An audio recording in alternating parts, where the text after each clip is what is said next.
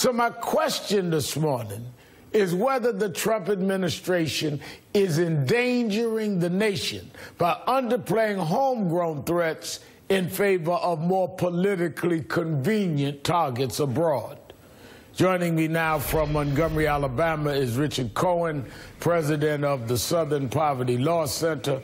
From Detroit, Dawud, Walid, executive director of the Michigan chapter of the Council of American Islamic Relations. And here with me, Ozzy Peybara, political reporter for Politico. Let me go to you first, Dawud.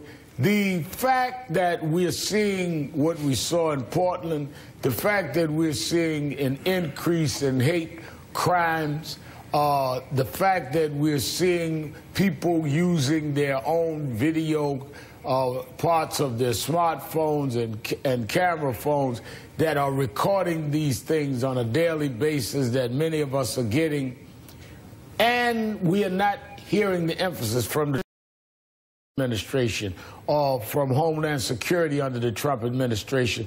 They've almost exclusively talked about the threat of Muslim terrorists abroad. How does this measure in terms of raising the level of danger and the level of rhetoric against Muslims in America? Well, Reverend Sharpton, you said that correctly. In 2009, the Department of Homeland Security warned our country about the rising threat of white supremacists and white nationalist groups that were involved in domestic terrorism. And since President Trump was voted into office, we've seen an uptick in cases in terms of hate crimes against people of color, including Muslims. What's really fascinating is that Mr. Trump can go halfway across the world to Saudi Arabia and speak to a group of autocrats against international terrorism or about international terrorism, in which some of their governments have helped fuel terrorism. And then he also says that his first thought or his first concern is the safety and security of Americans, yet he has been very silent. The silence has been deafening in terms of the amount of hate crimes and actual, what I say, white terrorist attacks that have taken place in the United States of America, including that white supremacist that stabbed those two white males to death that stood up as good Samaritans to protect Muslim women being intimidated on that transit train in Portland, Oregon. In Portland, Oregon. Richard, yes. You documented, nobody's better at this than the Southern Poverty Law Center.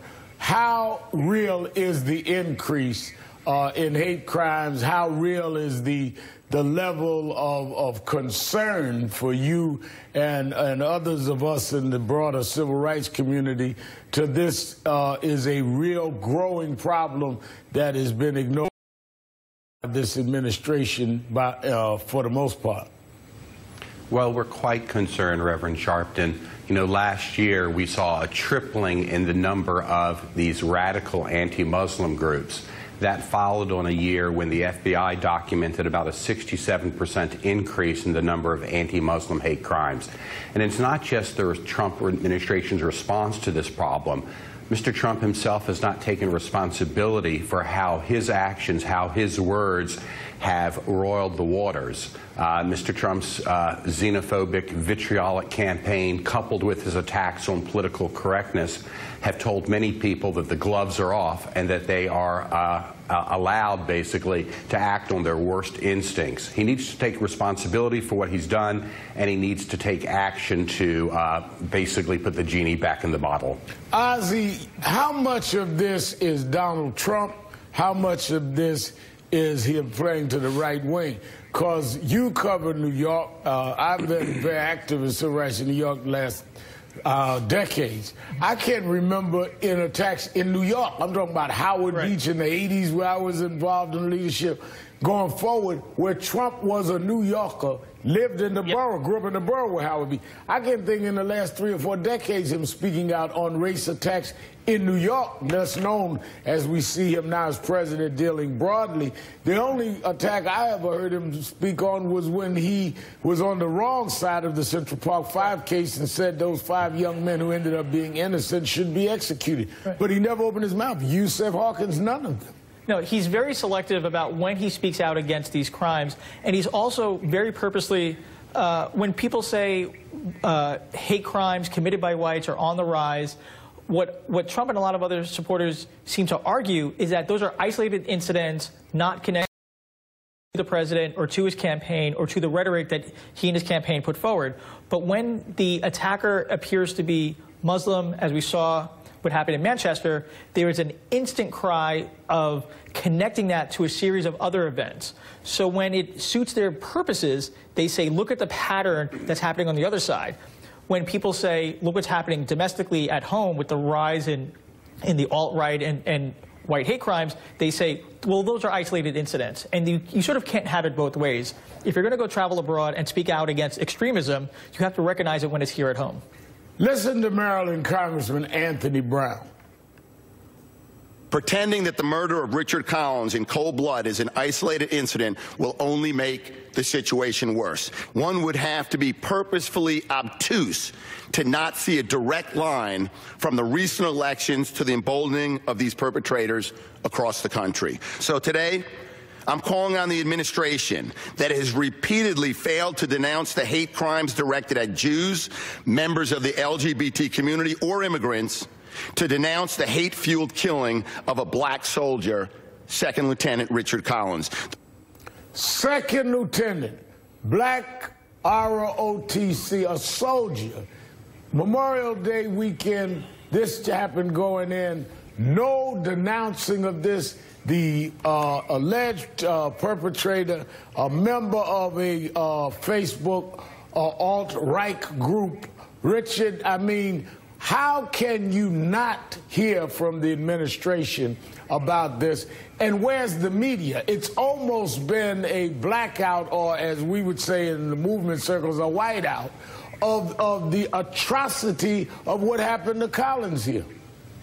Yeah, you don't want it to become normal and people ignore it. It's really wrong. You know, social norms are fragile, and we need leadership in our country, both from the pulpit, both from our political leaders, to reinforce the social norms that keep civil society together. And unfortunately, with the kind of rhetoric from the Trump campaign, for some of the, you know, the problems that we're seeing, I worry that those social norms are unraveling.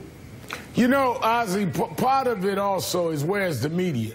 People would have asked me all my life, why do you march? Why do you lead marches, protests? Because without that, you don't get the social attention. Right. Why isn't the media raising issues like Collins, raising issues like Dawud is saying more? Why do we have to always have these, have street theater to raise the attention, and then we get condemned for doing the street theater, right, which we have to do, otherwise the unheard will never be heard? You know, it is unfortunate when incidents like this don't get as much coverage as they deserve.